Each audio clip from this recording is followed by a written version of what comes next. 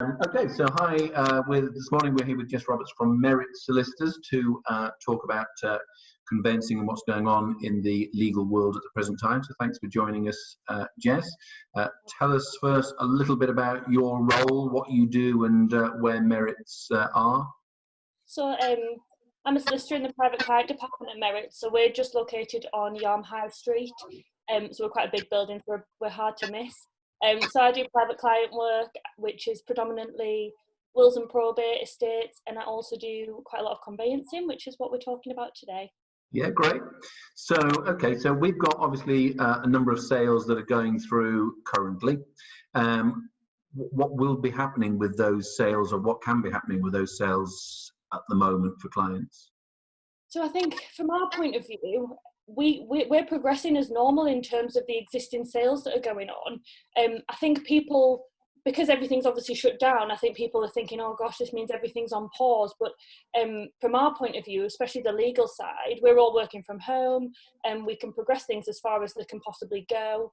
I know we've had a few questions about local searches and whether buyers can still pay for those and still we can get them submitted, that's the case. A lot of councils are open, especially around here, so local searches can still be submitted, and to be honest, they're coming back in the usual timeframes at the moment, which I think surprises quite a lot of people. There are quite a few clients who are wanting to, within those sales, are wanting to go maybe a little bit slower than they usually would. Just it's a confidence thing, I think, just to make sure that everything's going to be back to normal. But yeah, from our point of view, we can progress things right up to exchange and completion. So even if people are wanting to hold off with actually going through with the transaction, so without signing, we can get up to that point without a problem, really. So from our point of view, it's still, I mean, that's the positive view on it. I think it's just a confidence thing, really. But yeah, sales are still going through. So Great.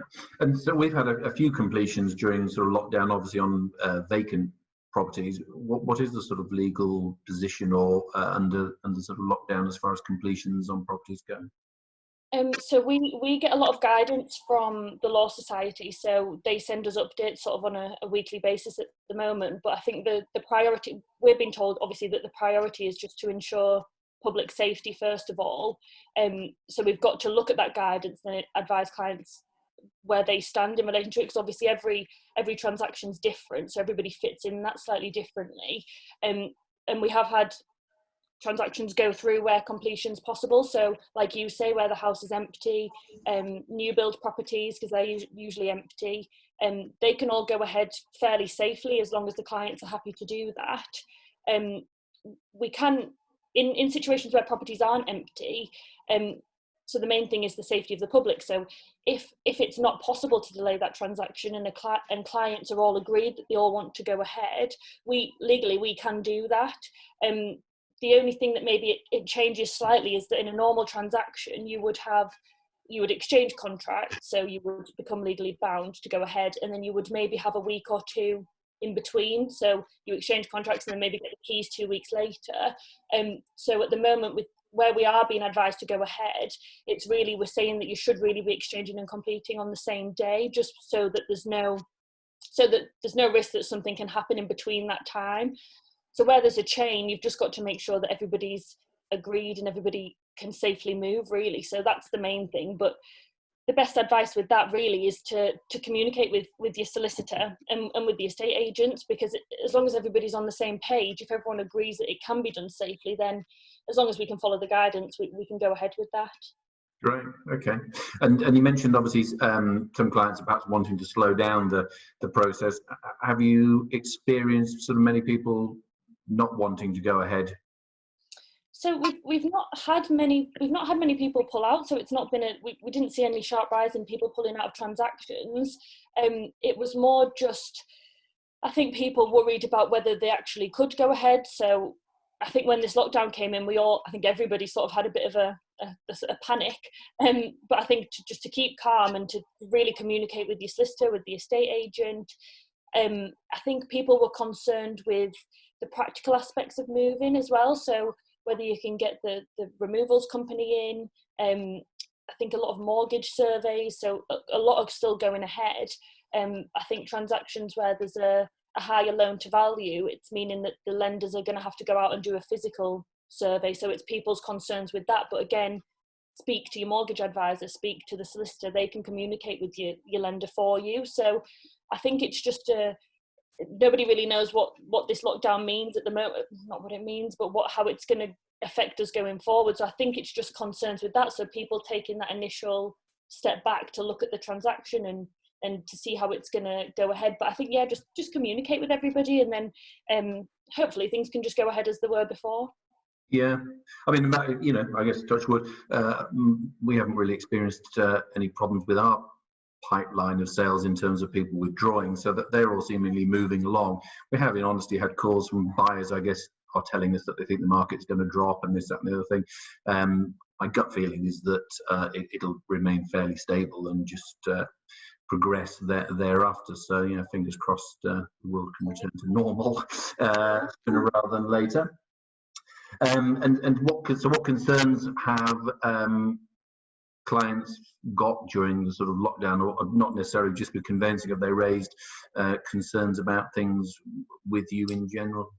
Yeah, so with private clients, so I deal a lot with estate planning and wills and things like that. So I've had quite a large increase in the number of people wanting to make sure that they've got everything in place with regards to their wills. I think people have got a bit of time to sit back and think about their situation. So we get a lot of inquiries in like that, especially where you are going through a house sale or a purchase. And if you've got an asset like a house, you really do need to have that in place. So you need a will in place. So I think a lot of people have realised that you don't know what's around the corner. So it's important to make sure you've got all of that ready. So and luckily we're able to do that remotely a lot of the time. So we're using Skype and FaceTime and Zoom. So I think it's a bit different for everybody. But yeah, I think not concerns, but just maybe making sure that they've got everything in place just for peace of mind, really. And then once that's done, it's just something off your mind, and then you can move on to the next thing that you want to get ticked off your list. So I think people have just got a bit more time to think about these things. Yeah. So do you think when you go back to sort of normality, you'll use some of the tools and bits and pieces that we've been using, obviously, in lockdown as a business going forward? Yeah, definitely. I think it helps for us because clients might in the future might want to do a lot more remotely, because maybe, I don't know how long it'll take to get back to normal, but I think we'll use a lot more of the Skype and the Zoom where clients want it, obviously. And we've also it's quite useful for conveyancing, for new instructions. We have had a few since the lockdown has started, and obviously people will know if they've gone through this before, but you need to normally go to the solicitor, get your ID sorted. And we've actually got a new system as well where we can do that remotely. So without the client having to go to a local solicitor or to come to us, it's like an app.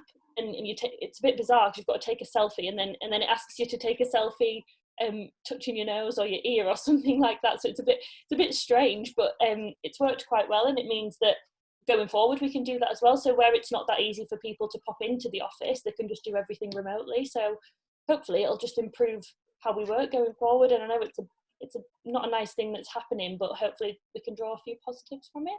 Yeah, no, we do anti-money laundering remotely, so and we're using WhatsApp and WhatsApp video. We've been doing video property tours, so loads of things that we can probably take out of this positively in terms of changing practice. But so one of my sort of frustrations, I guess, as an estate agent, is that the time frame that sales are running at is around 20 weeks. So, the longer the sale goes on, there's just a greater risk for the client and the buyer that the sale might potentially fall through.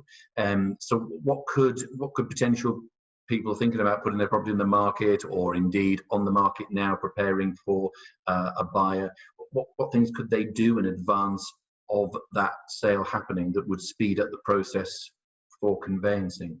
So I had to think about this, because obviously transactions normally, I think we normally say around 8 weeks on average. Obviously you'll know everyone is different, but I think one thing people can do that they don't realise that they can is that basically if you put your property on the market, even before you've found a buyer, you can at that point start looking at appointing a solicitor, because as soon as you do that, we can then tell you, okay, you've not got a buyer yet, but once you do, this is what we're going to need from you. And then that process can start a little bit sooner than maybe it would have otherwise. And you can get quotes for solicitors. We have an online quote system now, so you can go on our website. So it doesn't mean you have to ring up, and because I think some people feel maybe silly ringing up before they found a buyer, but it's just not the case at all.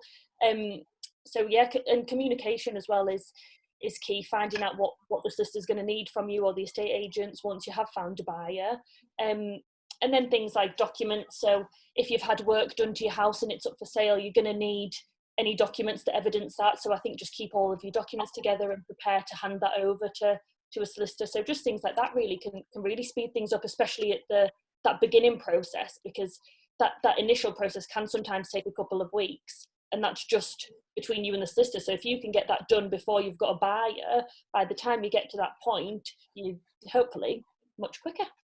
Yeah, planning information, I guess, and certificates. So we would try and actively encourage someone to seller to fill out the property information questionnaire in advance. Yeah. Is that practical? Can that be done, used by you? Yeah, that's all. Yeah, definitely. What I would say is if you are doing that, to fill it out and maybe just don't sign and date it, and then when you found a buyer, just double check it, make sure everything's still correct, and then sign and date it, and then because that form, I think it's about 16 pages, so it is quite a lot for people to wade through quickly, and some of the questions aren't the easiest. So yeah, definitely that's something that they could definitely start doing. Yeah, it is a bit of a scary form. I think people my experience is people sort of get the form, look at it, and then go stick it on the sort of kitchen side for a day or so, and it just gets delayed. So the more they can do in advance, the better. But that's great.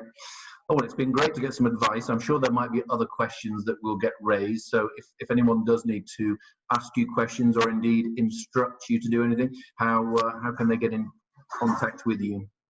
So our office is open, so you can, the website, all the details are on the website. So if you just go to the Merritts Solicitors website, all of our pictures are there with our contact details and our email addresses. So either ring the office, email us.